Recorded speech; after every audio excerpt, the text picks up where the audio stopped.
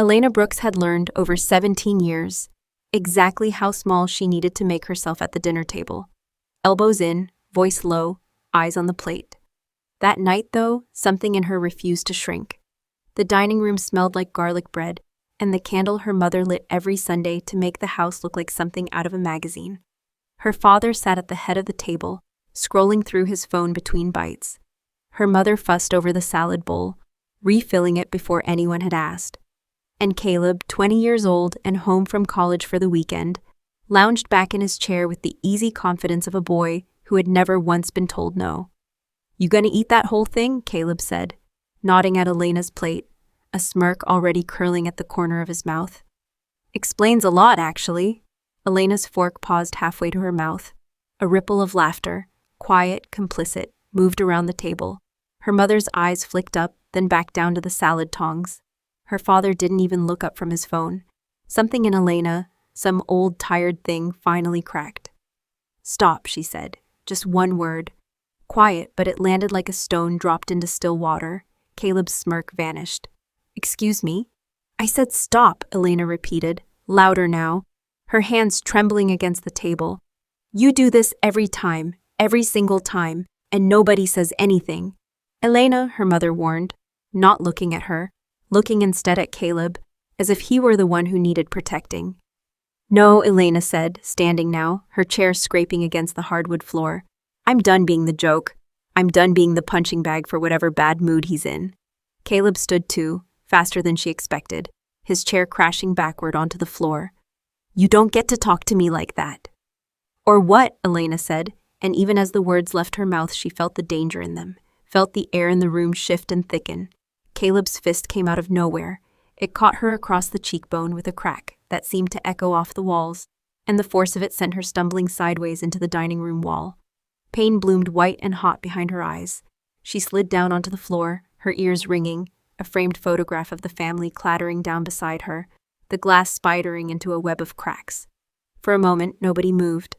Then her mother rushed, not to Elena, but to Caleb, her hands fluttering over his knuckles. "Are you okay? Did you hurt your hand?" Her father finally looked up from his phone. He surveyed the scene, his daughter crumpled against the wall, his son cradling a bruised fist, and sighed, long and put upon, as if this were an inconvenience visited upon him personally. "Elena," he said, his voice flat, "don't you dare fight back. You'll only make it worse. Not are you hurt, not what is wrong with you, Caleb. Just a warning, aimed at the one bleeding." Elena pressed her palm against her throbbing cheek and looked up at the three of them. Her mother hovering over her brother, her father already turning back to his phone, Caleb glaring down at her like she was the one who had done something wrong. And in that moment, with the taste of copper in her mouth and cracked glass digging into her palm, she understood something she had spent her whole life refusing to see. She had never been part of this family, not really.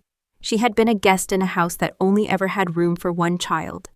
That night, Elena lay on her bed with a bag of frozen peas pressed to her swelling cheek, staring at the ceiling. No one had checked on her. No one had knocked. The house had gone on as if nothing had happened. She could hear the television downstairs, her mother's laughter at some sitcom, the ordinary hum of a family pretending it hadn't just watched a daughter get knocked into a wall. She thought about all the years before this one, the insults disguised as jokes, the birthdays where Caleb's achievements somehow became the centerpiece of her celebrations too, the countless times she'd been told to apologize for things that weren't her fault, simply because keeping the peace meant keeping Caleb happy. She had spent years believing that if she just tried harder, behaved better, took up less space, she might finally earn the kind of love that seemed to come so easily to her brother. Now, lying in the dark with her face throbbing, she finally let herself see it for what it was. It had never been about her behavior. It had never been earnable at all. By morning, the swelling had purpled into a bruise she couldn't hide with concealer. She came downstairs braced for something, an apology, an acknowledgement, anything, and instead found her family eating breakfast like any other Monday. Caleb was already gone, off to catch his flight back to campus, laughing about something with a friend over the phone. Her mother handed her a granola bar without meeting her eyes. Her father looked at her bruise for exactly 1 second before returning to his coffee. "Let's not make this a thing, all right?" he said. It was an argument that got out of hand. Families fight. Elena said nothing. She took the granola bar, grabbed her backpack, and walked out the door. But something had shifted overnight. Hardened into resolve, she wasn't going to scream, or beg, or try to make them see her the way she'd spent years trying to make them see her. She was done fighting for their approval. Instead, she decided, she would fight for the truth. Not with fists, not with tears at the dinner table, but with evidence, with documentation, with every legal tool available to a girl who had finally run out of patience for being invisible. She went straight to the school counselor's office that morning instead of to homeroom. Mrs. Patterson had a small office that smelled like peppermint tea, with framed watercolors on the walls and a box of tissues that seemed permanently half empty. Elena sat across from her, and for the first time in her life, told someone everything. Not the sanitized version she gave when teachers asked if everything was okay at home. The real version. The years of comments about her weight, the favoritism, the way her parents flinched away from ever disciplining Caleb, the night before, the punch, the wall, her father's warning not to fight back. Mrs. Patterson listened without interrupting, her expression carefully neutral, though Elena saw her jaw tighten more than once. When Elena finished, Mrs. Patterson asked gently if she could take photographs of the bruise, purely for documentation. Elena nodded and sat still while a colleague came in with a small camera to photograph the darkening mark along her cheekbone and jaw. "I want you to know this took courage," Mrs. Patterson said. "And I want you to know I believe you." Those 5 words did something to Elena that nothing else had in years. She felt her shoulders, which had been braced for impact her entire life, loosen just slightly. Mrs. Patterson explained the process gently, but clearly. As a mandated reporter, she was required to document everything and pass it along to the appropriate authorities. This wasn't optional, and it wasn't something Elena needed to manage on her own anymore. Elena, for her part, began to understand something crucial. Documentation was not betrayal. It was protection. It was the only language her family's silence couldn't twist or erase. That evening, she started keeping a journal, dated and specific, cataloging not just the incident with Caleb, but every memory she could recall. Years of small cruelties that had seemed too minor to mention individually but painted, together, an unmistakable pattern. Within a few days, the school formally contacted her parents. Elena wasn't in the room, but she could imagine it easily enough. Her father's practiced calm, his insistence that this was an exaggerated squabble between siblings. Her mother nodding along in agreement. When Elena came home that day, the tension in the house had turned to ice. Her mother wouldn't look at her. Her father sat her down with a tight, controlled voice. "You went to the school? Behind our backs?" "I went because nobody here would listen," Elena said. Her father's expression flickered, something dark passing behind his eyes, but he said nothing further. A week later, a woman named Miss Reyes from Child Protective Services arrived at the house for a scheduled visit. Elena's parents put on their best performance. Warm smiles, a tidy living room, careful, rehearsed answers about how close the family was, how this was simply a misunderstanding blown out of proportion. But Ms. Reyes had done this long enough to know what performances look like. Later, in a private conversation away from her parents, Elena handed over what she had gathered. Photographs of the bruise, now fading but still visible. Her journal filled with dated entries. Screenshots of cruel text messages Caleb had sent over the years. Jokes at her expense that had never really been jokes at all. Ms. Reyes reviewed it all carefully, asked careful, compassionate questions, and by the end of the visit, informed Elena that CPS would be opening a formal investigation. It didn't make things easier at home. If anything, it made them worse. Her mother stopped speaking to her almost entirely, offering only clipped, necessary words. "Dinner's ready, don't forget your key," as if Elena had become a stranger boarding temporarily in her own house. Her father's warnings grew sharper, edged now with something closer to threat, reminding her constantly of what she stood to lose, how an investigation could tear the family apart, how she'd regret this. Caleb, forced into mandatory counseling sessions as part of the school and CPS involvement, came home from his sessions angrier than before, resentful of the disruption to his life, and made sure Elena knew it. But Elena kept documenting. She wrote down every threat, every instance of neglect, every cold shoulder and simmering resentment. She saved messages, she noted dates and times.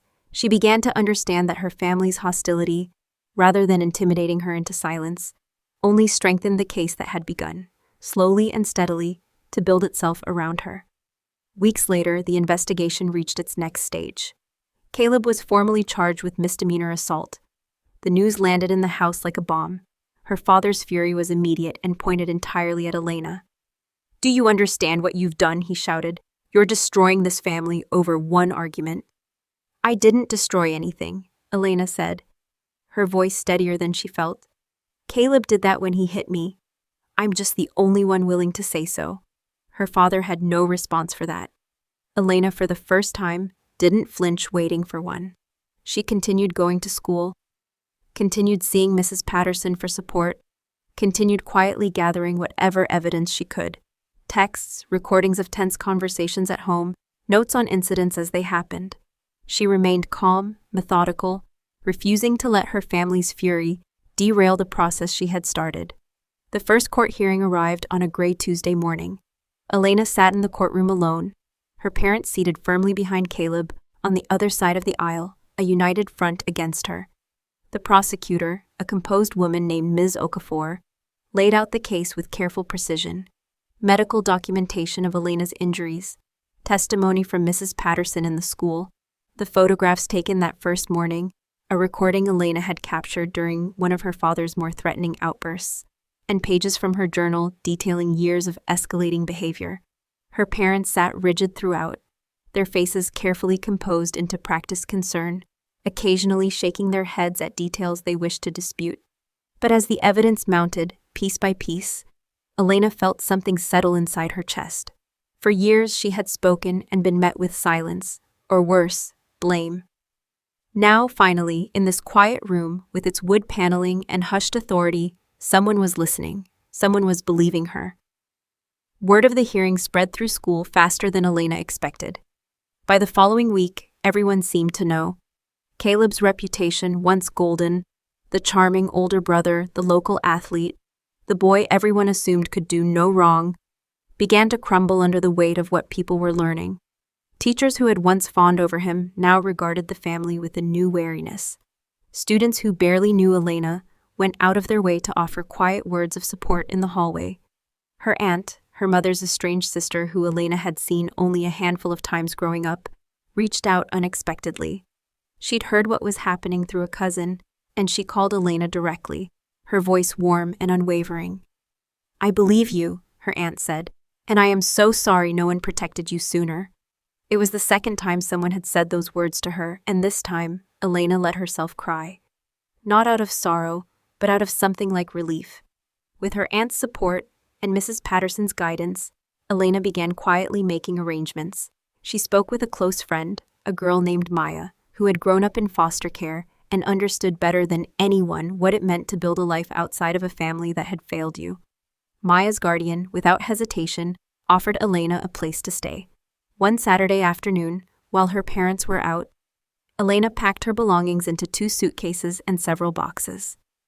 She took only what mattered: clothes, her journal, a handful of photographs from times that had felt real, her school things. She left the framed family photo, still cracked from the night Caleb's fist had sent her into the wall, sitting exactly where it had fallen. Her father arrived home just as she was loading the last box into Maya's guardian's car. "You're running away," he said, more accusation than question.